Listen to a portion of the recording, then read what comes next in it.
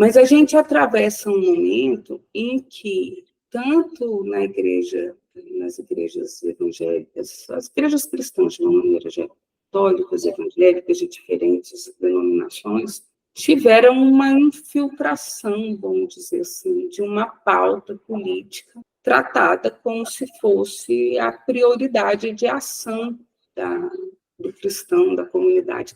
Uma ideia de irmão vota em irmão, uma ideia de nação com voto. Todo mundo tem que buscar se educar no que diz respeito à comunicação, a se comunicar. É quase como se todo mundo, para dirigir um carro, tem que aprender a dirigir. Tem que aprender quais são as regras de trânsito, da ocupação do espaço público com o carro. Então, no campo individual, e que não é só individual, é também das instituições de diferentes formas, disponibilizarem informações e modos e guias de como as pessoas, um modo de estar nas plataformas.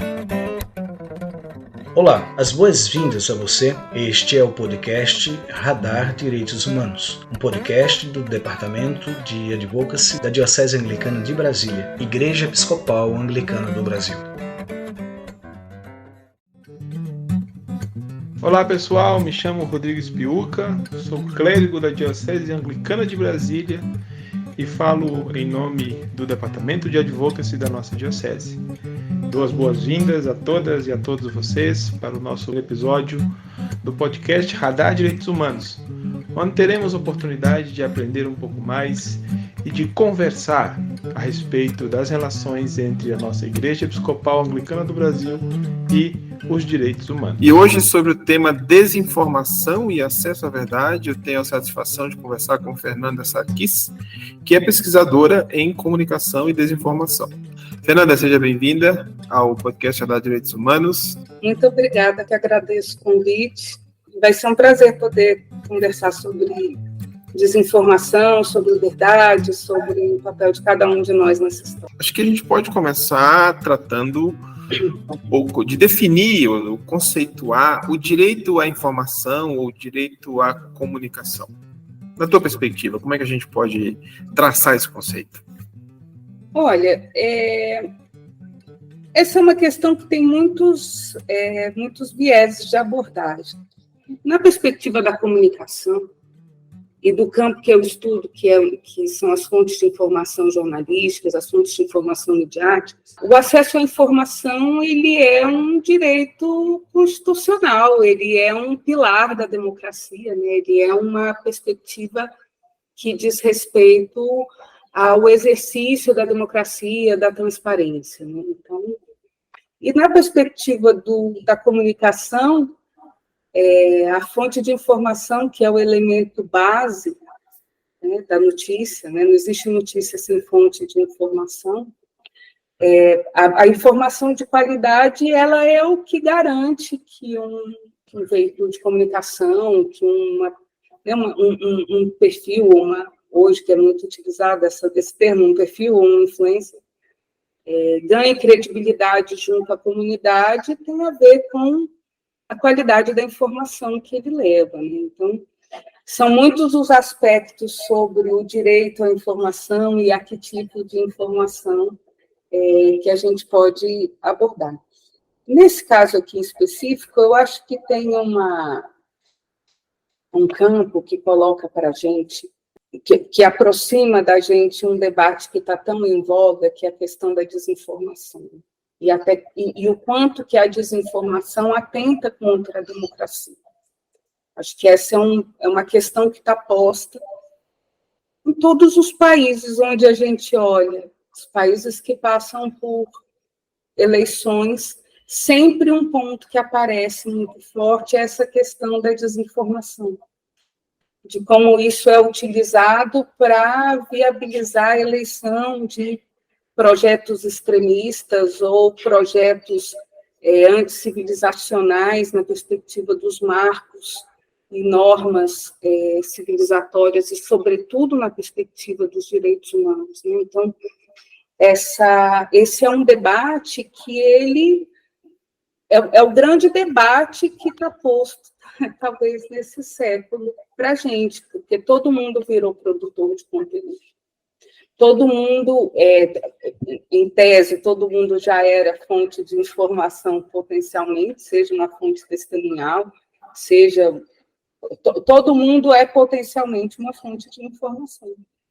Mas na habilidade de poder produzir um conteúdo e distribuir este conteúdo e ser referendado por uma comunidade e ganhar impacto, né? O que ele diz ganhar impacto e ter repercussão pública, esse é um fenômeno recente e que trouxe tanto a possibilidade da gente conhecer um volume de coisas gigantesco, mas ele também gerou fenômenos que se traduzem na ocupação de temas do debate público com muita desinformação, com muitas informações falsas, com muitas mentiras construídas a partir de meias-verdades ou de fragmentos da realidade que vão sendo montados conforme a expectativa de um determinado grupo com um fim, no que a gente tem acompanhado, muito eleitoral. Né? Tem um destaque para os políticos nessa disputa, e que não fica só no campo da eleição. Né? É quase como se a gente tivesse uma eleição que não acaba nunca. Ela tem um pleito a cada 4 anos, mas o modo como ela ocupa o debate público não para. Mesma mecânica, o mesmo modo, e que traz como grande figura de destaque o político. Né? A gente não são grandes estrelas de TV, um star system formado em torno de políticos, ou seja, essa ocupação do espaço, esse campo de desinformação, ele tem um fim eleitoral. Então, ele é instrumentalizado para isso. Você não deixa de ocupar o debate, porque a cada 2 anos você tem diferentes pleitos, né? Estou falando de 4 anos, não, mas é de 2 em 2 anos. Então, o debate sobre a Prefeitura de São Paulo, ele está sendo feito desde o dia 1º de novembro de 2022. Quando ficou claro quem ia para onde, quem ia ser o quê, começa um debate, e de 1º de janeiro em diante, a discussão interna dentro do campo da direita, sobretudo, que é onde isso ficou mais exposto.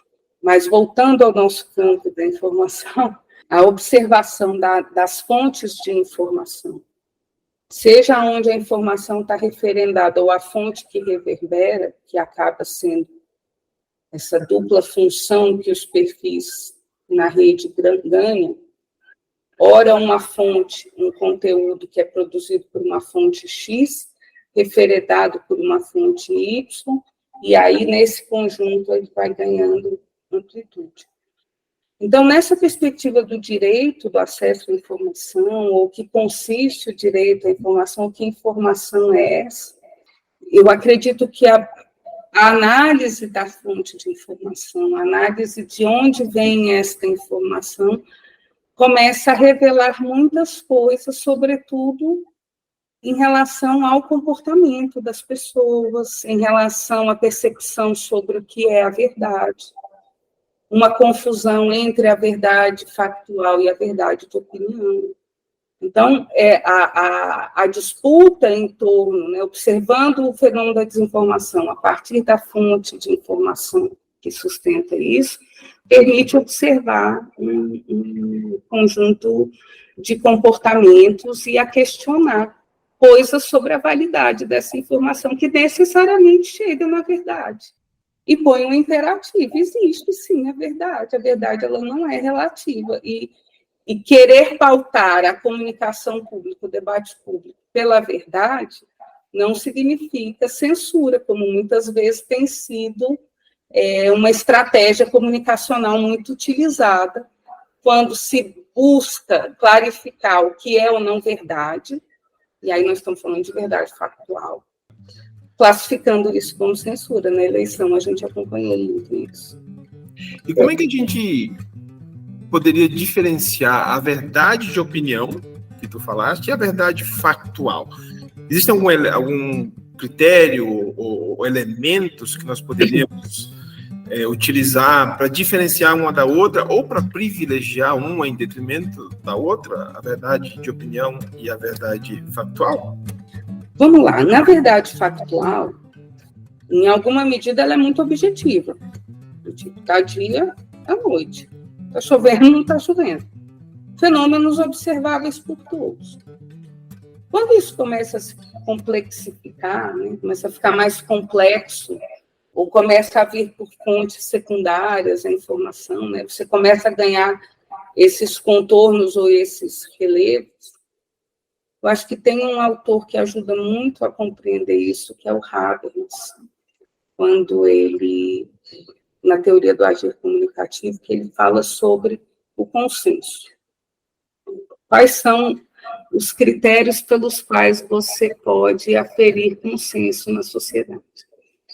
E esses critérios dizem respeito à legitimidade de quem fala, né? Se tem legitimidade para falar o que fala, se é credível, se tem credibilidade no que está escrito nas normas, seja nas leis da física, seja no que é normativo, do que é possível para um indivíduo, do que é factível, inscrito na norma mesmo, do tipo, um fantasma chegou aqui e fritou um ovo na minha casa. Isso não está escrito nas normas. Eu estou dando um exemplo absurdo, mas é só para dizer que, né, o que está consensuado na sociedade dentro de normas e critérios. Então, se é credível. E se é verificável. Essa informação é verificável por todos os concernidos, por todos aqueles que estão no debate. Então, para a gente determinar o que é verdade factual, a gente tem que perguntar, é legítimo? Quem fala tem legitimidade? Então, um indivíduo que vai falar contra a vacina é um médico? É um cientista? É um pesquisador? Não, é um político. Então, vamos lá. Esse político é médico? Não, ele é engenheiro. Então, a legitimidade já está questionada. Aí ele disse que coloca um chip dentro da pessoa, um microchip na vacina. É credível? A literatura sobre vacinação tem algum episódio verificado pela comunidade? Não. Então, não é credível o que a pessoa fala. É verificável? Também não. Então, não é uma verdade. Aí a pessoa pega e diz assim, olha, eu acho que a vacina faz mal porque eu sinto uma coisa cósmica aí dentro de mim, a minha intuição, eu penso que a vacina faz mal. Isso é uma opinião. Isso é uma verdade de opinião. Também, mais uma vez, caricata aqui, Rogério, não está complexificando né, a conversa, mas, assim, a verdade factual, ela tem que ser verificável pelas pessoas. Não adianta você dizer assim, fulano recebeu um saco de dinheiro no estacionamento, se você não tem um vídeo, você não tem uma câmera, se não tem alguém entrando com a sacola, quer dizer, você não pode levantar falso pelas pessoas. E aí, voltando mais uma vez para a conversa da eleição, a gente viu muitas vezes assim, fulano fez um pacto com o demônio, fez um pacto satanista, vai perseguir cristão, ou o contrário, né? Outras interpretações em relação ao Bolsonaro é canibal, come gente. Então, essas coisas que têm toque numa realidade ou num elemento factual aleatório e que, a partir disso, você constrói toda uma argumentação, isso é mentira. Isso é mentira, isso é verificável de mentira, se o teu pressuposto não é verificável pelas pessoas. Então, nessa perspectiva da diferenciação do que é verdade factual e do que é verdade de opinião, dá para a gente estabelecer critérios objetivos e dizer, sim, isso é verdade ou não, isso é mentira. Então, acho que nesse campo, esse é um primeiro passo. Por quê? Porque eu tenho um tipo de informação, eu acho que é uma conversa que que coloca aí já num campo mais amplo, que despersonifica ou tira da ação de um outro, que é uma perspectiva da informação de utilidade pública, que é aquela informação com a qual as pessoas se organizam, com a qual as pessoas montam criam as suas famílias, por exemplo, o caso da vacinação. Vacinação é um bom exemplo sobre informação de utilidade pública. Você pega, por exemplo, o Ministério da Saúde, tem uma grande verba do que se chama PUC, que é Publicidade de Utilidade Pública. E essa verba vai quase a sua totalidade para as campanhas de vacinação. Por quê? Porque essa é uma informação que tem que chegar a cada brasileiro. As pessoas precisam dessa informação fidedigna para elas saírem das suas casas, levarem os seus filhos para vacinar.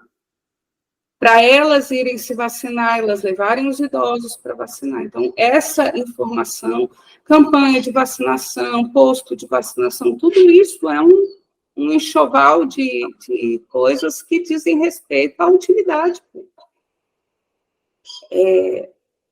E sobre essas coisas nas quais a informação de utilidade pública ela é verificável, ela é verdade, ou ela é pretensamente a verdade a partir de tudo que é conhecido no mundo no momento em que ela é divulgada. Então, quando você pega campanhas anti-vacinação, campanhas que dizem que a vacina intoxica o corpo, que gera dano cerebral, que gera dano no coração, como se isso fosse uma reação maciça da vacina, ela está atentando contra a informação de utilidade pública, que é um direito de todas as pessoas para formarem a sua opinião. Então, esse campo da importância de estabelecer que existe a verdade, porque muitas vezes, eu repito, né, essa questão de classificar como censura quando um conteúdo é derrubado, é muito raso o debate, porque o impacto ele é em diferentes dimensões. Todos os estudos que foram feitos, muitos, né, a maioria dos estudos feitos sobre a desinformação durante a pandemia, seja no uso de medicamentos que não curam, não tinham eficácia na cura da Covid, seja na questão da vacina, eles atentaram em muitos níveis na comunidade, na sociedade. Alguns deles vão levar muito tempo para serem revertidos. E nesse debate, sobretudo, a dimensão do que é verdade. Porque quando você questiona a ciência, você está questionando os critérios da verdade factual. Você está estabelecendo a verdade factual no mesmo patamar da verdade de opinião. E por mais que a opinião do indivíduo seja muito importante, ela não se sobrepõe à verdade factual. A pessoa pode até ter uma opinião, as pessoas vão ter opinião díspare sobre o mesmo fato. Ok. Mas ela não pode se sobrepor à verdade factual, que é o que todo mundo tem por direito. Fernanda, e qual o papel que as instituições religiosas desempenham e qual o papel que elas deveriam desempenhar no contexto de garantir o acesso à comunicação, o acesso à informação e, principalmente, o acesso à verdade? Aí eu acho que a gente entra num campo muito delicado e talvez seja a questão mais delicada hoje posta no debate público. Porque a religião ela é uma coisa de foro muito íntimo, num primeiro momento. Né? Ela é uma questão e ela busca uma ligação, a salvação ela é individual. Eu estou entrando com muito cuidado nesse debate, porque eu não tenho nenhuma legitimidade para falar sobre questões doutrinárias ou da igreja, é só uma observação. Então, ela parte, então, dessa questão, né, da escolha, da salvação ela é individual. mas é no conjunto das escolhas individuais que também vai se construindo a comunidade e os valores que são da comunidade, depois da sociedade, e que vão sendo culturalmente aceitos.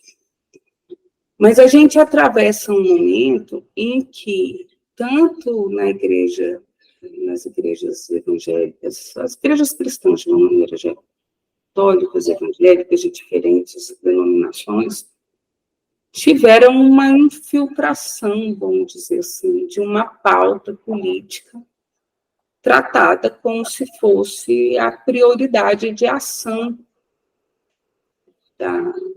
do cristão, da comunidade cristã.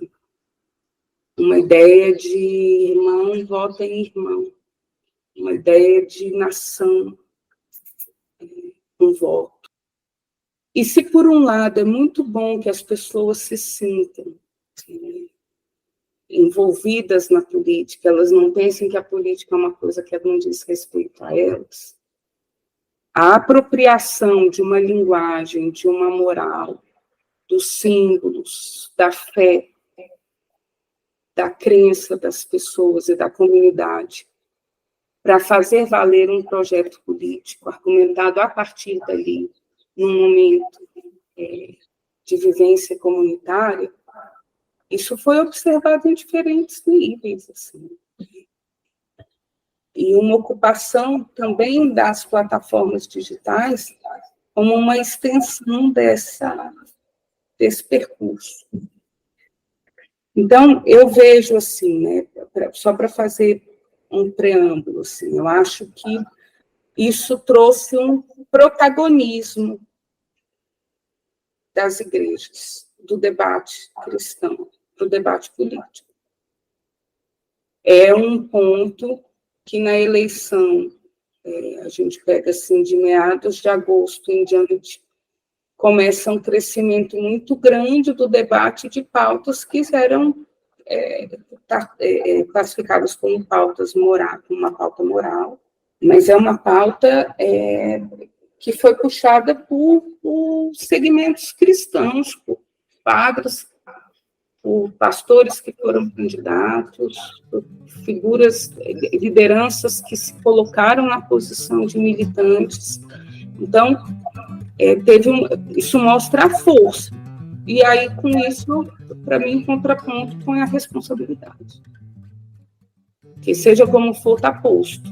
A igreja tem um protagonismo nesse debate. A pauta moral, ela tem sido um ponto de muita disputa dentro do Congresso Nacional, nos ataques ao Supremo Tribunal Federal, questões como casamento entre pessoas do mesmo sexo, aborto, descriminalização do porte de maconha e outras questões são tratadas ali num grande bolo de ataque à família, e a família entendida aqui como a célula cristã de resistência, o ponto da resistência. Então, gerou nas pessoas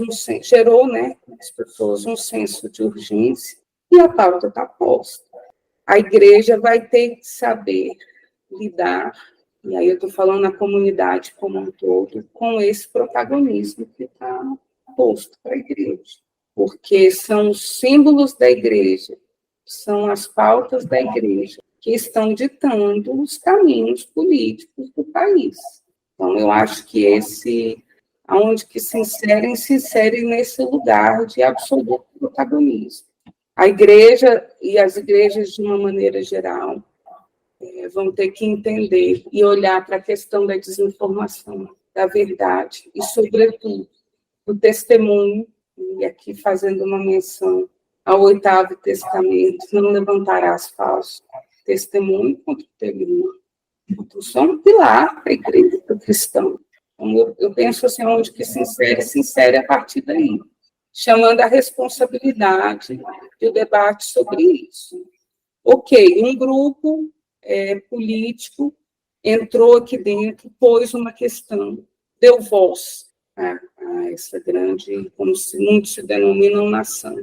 O debate está posto. A responsabilidade também, sabe? Eu acho que vai nesse campo. E aí, eu digo isso, e agora trazendo um pouco, saindo, né, de uma observação de fora do problema posto para as igrejas, quando isso chega no debate público, chega nos jornais, chega nas televisões, na internet, nos diferentes perfis, nos recortes da televisão que vão sendo colocados no WhatsApp, e essa efervescência, eu penso que as igrejas têm que começar a olhar assim, o que é o nosso papel na formação da comunidade, a formação na identificação do que é a verdade. Há uma conversa muito séria sobre como estar na rede. Todo mundo tem o direito à sua fé, todo mundo tem o direito a professar a sua fé, mas todo mundo tem responsabilidade quando faz isso.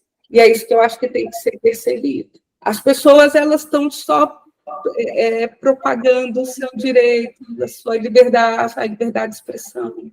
E aí agora já saindo da igreja, eu estou falando de uma maneira geral. As pessoas nunca pensam na responsabilidade sobre o que você diz, que você impacta de gente. Quando você diz uma coisa e uma pessoa, você influencia a vida de um monte de gente, você pode destruir a vida de uma família, muitas vezes. Você vê esses casos mais radicais de crianças, adolescentes que entram com arma, matam outros, ou adolescentes que... toda essa coisa que vai sendo gerada numa efervescência que você nunca consegue dizer, foi fulano que disse para Beltrano fazer isso. É um monte de coisa. E esse monte de coisa é também uma escolha de um monte de gente, de não pensar na responsabilidade sobre que a igreja tem autoridade para chamar a sua comunidade à responsabilidade. Quando eu digo a igreja, as lideranças da igreja, os pastores, as pessoas têm que falar assim, todo mundo tem que vir aqui assumir um compromisso, não pode mentir, não pode. E na perspectiva individual, Fernanda, na esfera individual, já que você trouxe essa questão, você não pode mentir, né? Nessa esfera individual, como as pessoas podem superar esse obstáculo de acesso à verdade? Como superar a desinformação? Que condutas, o que comportamentos se espera ou podem ser adotados nessa perspectiva? Eu acho que a gente volta no começo da nossa conversa, um pouco, e aí, mas colocando uma questão antes, que é a questão da literacia. Todo mundo tem que buscar se educar no que diz respeito à comunicação, a se comunicar. É quase como se todo mundo, para dirigir um carro, tem que aprender a dirigir. Tem que aprender quais são as regras de trânsito, da ocupação do espaço público com o carro. Então, no campo individual, e que não é só individual, é também das instituições de diferentes formas, disponibilizarem informações e modos e guias de como as pessoas, um modo de estar nas plataformas. Na minha perspectiva como pesquisadora, é muito pouca gente que age de maneira intencionalmente fraudulenta para gerar um efeito de desordem informacional. A maioria das pessoas são eu não gosto dessa palavra manipulada, porque fica parecendo que a pessoa é um robô, ela não é. A maioria das pessoas vão sendo influenciadas a partir das suas fragilidades, a partir dos seus pontos que são tão limite, por exemplo, a segurança dos filhos. Então, a partir daí, as pessoas vão sendo levadas a um medo e a uma angústia que gera nelas um sentimento de que elas podem fazer qualquer coisa para se proteger daquilo. Uma delas é disparar a coisa em massa para todos os seus contatos, falando que agora a vacina vai implantar um chip e que daqui a pouco todo mundo vai virar um robô do Bill Gates. Então, esse senso de urgência que é construído nas pessoas, ele tem que ser enfrentado numa perspectiva institucional, ao mesmo tempo que num campo individual da formação das pessoas. As pessoas têm que começar a perguntar, essa fonte é fidedigna? Essa fonte é credível? Esses aspectos, eles têm que se popularizar, as pessoas têm que saber que elas têm que questionar a fonte da informação. É possível questionar a fonte da informação sem que isso pareça um ataque. Tem como você questionar. e seja de um parceiro seu, e aí eu vejo, assim, eu digo assim, perguntar, por mais que aquela notícia te agrade, se você vai compartilhar ela antes de checar. Não é porque o seu melhor amigo te passou, porque o seu pastor te passou, ou porque o grupo, a liderança comunitária te passou, porque o seu professor te passou. Porque hoje em dia,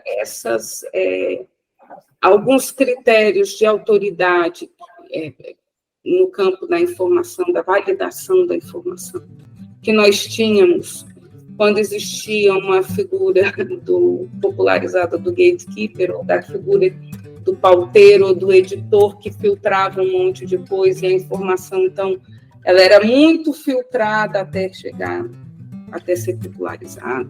Hoje em dia, não. Então, mesmo que seja a pessoa da sua confiança que se informa ou que pretensamente se informe, não necessariamente aquela informação é verdadeira. Então, sempre tem que duvidar da informação, não numa perspectiva cética, mas numa perspectiva de questionar a informação.